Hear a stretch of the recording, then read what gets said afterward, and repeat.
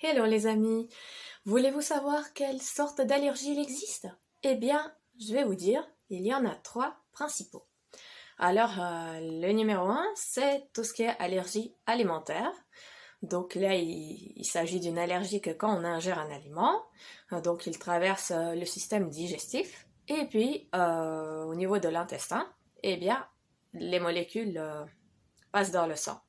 Alors, si c'est des nutriments qui sont correctement digérés et décomposés, avec un système digestif performant et sans problème de santé, donc ça veut dire que le feu digestif est bon et que la muqueuse intestinale est en bon état et qu'il y a une belle microflore, eh bien dans ce cas-là, il ne peut y avoir d'allergie car il n'y a déjà pas de passage de substances non autorisées dans le sang. Ça veut dire que les allergies alimentaires ne peuvent survenir que si on a deux facteurs qui posent problème. Dans un premier temps, on a donc une digestion défaillante qui ne permet pas de décomposer correctement les molécules. Et dans un deuxième temps, eh bien, les molécules incorrectement décomposées traversent la paroi intestinale trop poreuse avec beaucoup trop peu de microflore. Et voilà, la réaction immunitaire survient. Et ça y est, c'est l'allergie. On se gratte, ça démange, on a les yeux qui gonflent, on a du mal à respirer, etc., etc. Mais dans le cas des allergies alimentaires, donc, on peut avoir des symptômes respiratoires sans problème. Ce n'est pas toujours de l'eczéma ou de démangeaisons ou un problème digestif. Ça peut se manifester de mille et une façons, mais les symptômes ne sont que des indicateurs qu'il y a un problème. Alors on en vient au deuxième type d'allergie. Il s'agit d'allergie respiratoire. Et là, ce n'est plus en ingérant un aliment que le problème se manifeste, même si les symptômes là aussi peuvent être des plus divers, ça peut être des démangeaisons, ça peut être tout ce que vous voulez, mais ce ne sont que des symptômes, c'est des petits indicateurs pour dire que quelque chose ne va pas. Alors que le fond du problème, eh bien, dans le cas des allergies respiratoires, c'est que la muqueuse respiratoire est fragilisée. Alors si jamais, là aussi au niveau du système respiratoire, si on a aussi un problème par exemple de rhinite allergique, c'est-à-dire comme le rhume des foins ou aussi un rhume par exemple si on est en contact avec la poussière, eh bien là aussi on a une muqueuse nasale fragilisée. Et si jamais on a aussi des yeux larmoyants, eh bien là aussi on peut avoir la muqueuse oculaire qui est fragilisée. Mais donc c'est toujours le même problème en fait.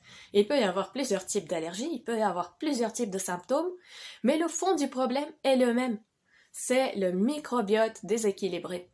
Et donc que ce soit au niveau de la muqueuse nasale, oculaire ou celle des bronches, eh bien là aussi, la perméabilité permet à certaines molécules de passer et de ce fait, eh bien, on se retrouve avec des réactions allergiques.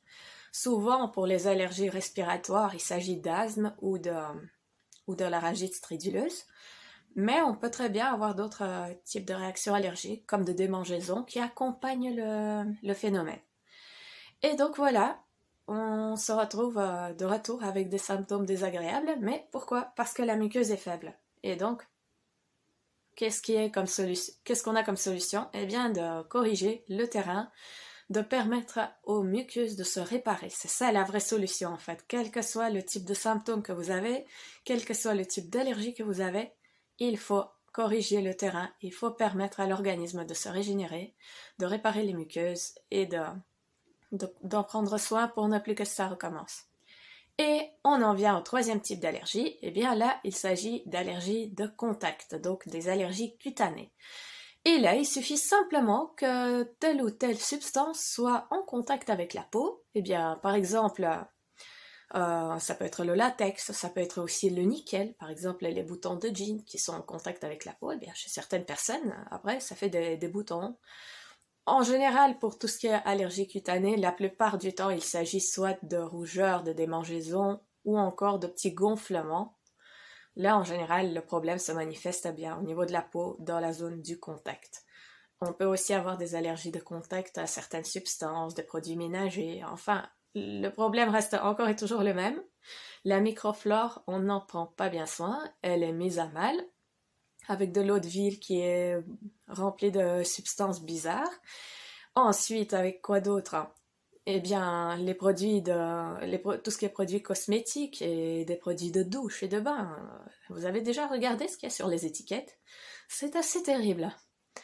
En fait, en passant vers des produits plus naturels, déjà, pour commencer, ceux qu'on vend dans les magasins bio sont déjà quelques crans moins chimiques. Vous pouvez déjà essayer si vous n'êtes pas prêt à fabriquer vos produits.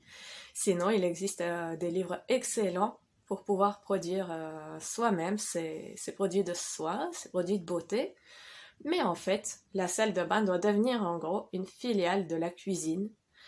Tout simplement, il suffit d'avoir des produits qui se mangent. Alors, on a des produits qui sont parfaitement inoffensifs.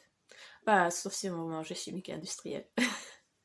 Voilà, la petite vidéo sur les 3 types d'allergies touche à sa fin.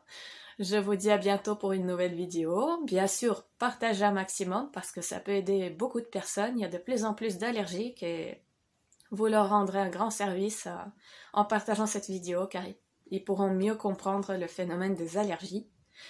Et bien sûr, likez, vous pouvez aussi laisser en commentaire qu'est-ce que vous en pensez. Est-ce que vous avez aussi une allergie plutôt alimentaire ou respiratoire ou cutanée ou les trois ensemble comme c'était mon cas?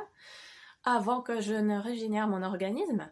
Eh bien, racontez-moi dans les commentaires et puis surtout, si je peux vous aider, si vous avez besoin d'un conseil, eh bien, posez la question dans les commentaires. Sur ça, je vous dis à très bientôt pour une nouvelle vidéo. Belle et lumineuse journée à vous. Namasté!